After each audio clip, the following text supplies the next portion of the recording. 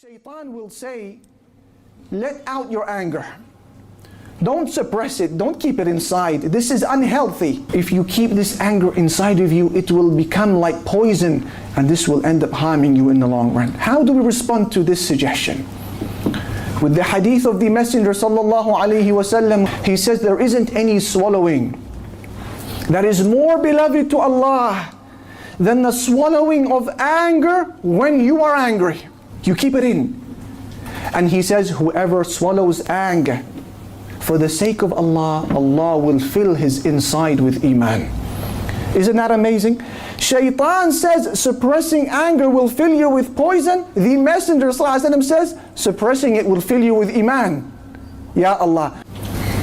Every Monday and Thursday, the Prophet ﷺ says, the deeds of people are presented to Allah. And therefore Allah forgives the sins of every human being who does not associate partners with Allah. Every Monday and Thursday. He says, with the exception of two people. Two people whom are quarreling with one another and they're not giving salam to one another. It will be said to them, don't forgive their sins till they become friends again. Ya Allah. So regardless of the good deeds that you are doing, regardless of the lihya, the beard that you are growing, regardless of the hijab, my sister, that you may be wearing, and the halaqat that you may be engaging in, the forgiveness of Allah is blocked. The forgiveness of Allah is barred so long as there is shahna, enmity between you and your brother. La tawbah wa la maghfirah. Shaitan will come and he will say, fine, suppress your anger. And you will not boycott your brother, but I suggest give it a year. Sana, so that you both cool down and you can think clearly again. Give it just a year. How do we respond to this satanic suggestion? With the hadith of the Messenger sallallahu alaihi wasallam, that the Messenger sallallahu alaihi wasallam said, whoever boycotts his brother for a year, it is as if he has murdered him. It is as if he has killed him. Ya Allah, this is khidlan wallah. Imagine meeting Allah thinking you have done well, and you come with sins of killing many Muslims because you have boycotted him. Shaitan will come and he will say, fine, this is too much.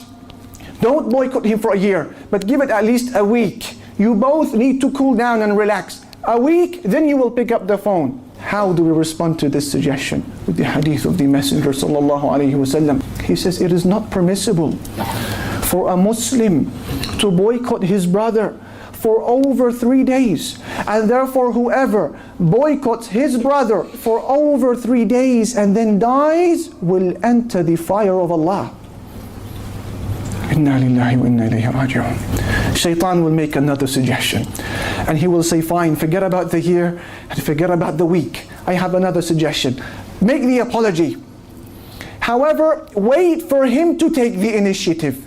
It was his mistake. هو الذي قهرني هو الذي ظلمني هو الذي عذبني هو. He must initiate the salam, not me. I will wait for him to call.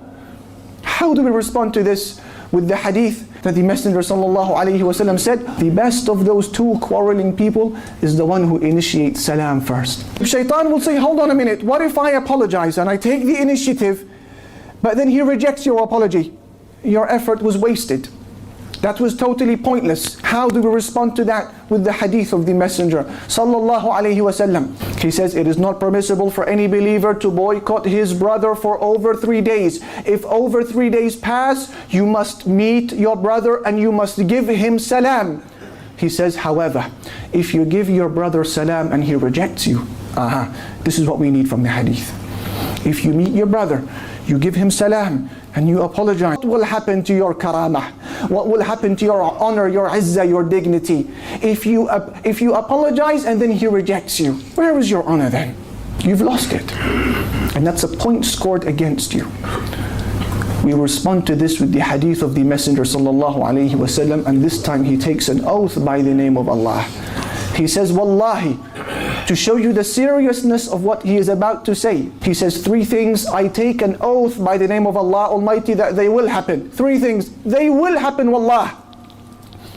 He says, the first is when you give out charity for the sake of Allah, your money increases, doesn't decrease. The second, when you forgive somebody who does wrong to you, Allah will increase you in honor. Look, shaitan says you will be humiliated and debased. The Prophet ﷺ says the opposite. Your status will be given, your status will be made to ascend. And then he says, number 3, whoever humbles himself for the sake of Allah, Allah Almighty will raise him. Therefore, brothers and sisters, what do you make of a person whom after hearing all of what you just heard, he insists on his qati'ah? He is insisting on boycotting his brother, his sister. What do you make of such a person after he had heard all what he has just heard? Surely this is a person who is mutakabbir, arrogant. This is a person who is mayyitul qalbi, his heart has died. A person لا يريد الجنة ولا يخاف من النار. A person who does not want paradise and certainly is not afraid of the hellfire. Therefore, brothers and sisters, let us be easy, let us be simple, and let us remove every obstacle between us and paradise before we meet Allah, because we have enough to be asked about as it is.